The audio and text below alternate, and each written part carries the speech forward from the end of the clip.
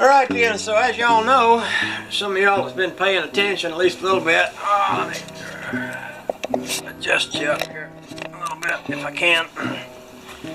I went out and bought me this old shotgun up at the antique store a while back in 12 gauge. Could use a little cleaning. I might do that today. But I was thinking I'd like to shoot this baby. And I was also thinking it's probably going to kick like a mule. So I went online and I ordered me up one of these here recoil pads that slips over the end of it. I never put one on like this. I put one of those on, I don't know if you remember them, they probably still make them. They used to make a pad that was bigger than the stock, and you'd put it on there and you'd take a grinder and have to grind the edges down to make it fit. I just put one of those on an old 410 back when I was just a kid. This one's just a slip-on deal. Goes just like that. I don't know if it's going to be very much trouble to stretch that on there or not, but you know, I thought it would. You know, when I do go to shoot this, I'd just as soon not get a great big bruise on my shoulder. I remember my brother. We had an old. We lived down on the farm. We had an old 410 bolt action. Now, bolt action is probably about the worst configuration that you could come up with for a shotgun, because shotgun shells are not pointy. You know, when they go into the barrel, they're kind of flat round, and you go and do this bolt action thing, you have one come up out of the bottom and go, and it would tend to hang up and get caught in the side of it, and it just wasn't a very good setup. But not that that mattered much, because we weren't doing a lot of high-speed shooting back then. It's pretty much just a snake gun. You know, we walk around the lake, try to keep the snake population thinned out a little bit, so them water moccasins didn't take the place over. But I remember one day my brother, he's walking around and he had it up on his hip like this. You know, he was being cool, and it had a round in the chamber, and he thought he'd be cool, so he just fired off a round.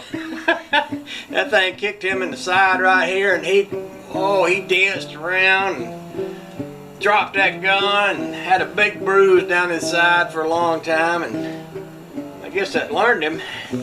Kind of learned me too, because you know, the thing, almost killed my coffee cup. The thing about having an older brother is you get to see him do a lot of things, and you sort of say to yourself, that didn't turn out too well. I don't think I'll ever do anything like that. That's sort of like the way that was. After I saw him take that shotgun and put that big bruise on his hip, shooting it that way, I thought, no, I don't think I'll ever shoot one that way. But anyway, on this one here, I wanted to put this little recoil pad on there, so when I do go to shoot it, it'll be a little more pleasant experience.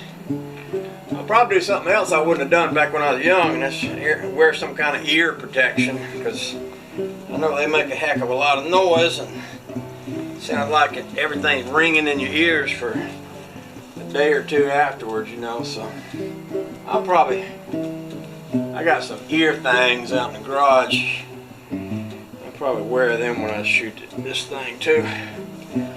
I knew this was going to be a little bit hard to get on there. That's all part of the fun, ain't it? There we go. That's coming along. Along pretty good, I think.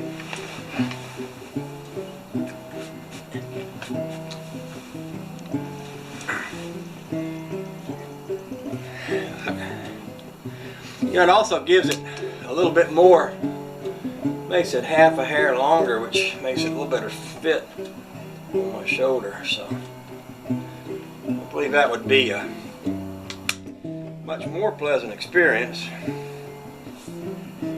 So I think I'm going to clean this gun, but that's what she looks like with that on there. I think it's a good look. It's not bad at all. Not a bad look. Kind of like putting a sock on, except it's not as fuzzy. Alright, that should do the trick. I think that's good. We'll call it good anyway, okay? Okay. Alright then, that's all I got for you. Y'all have a nice day.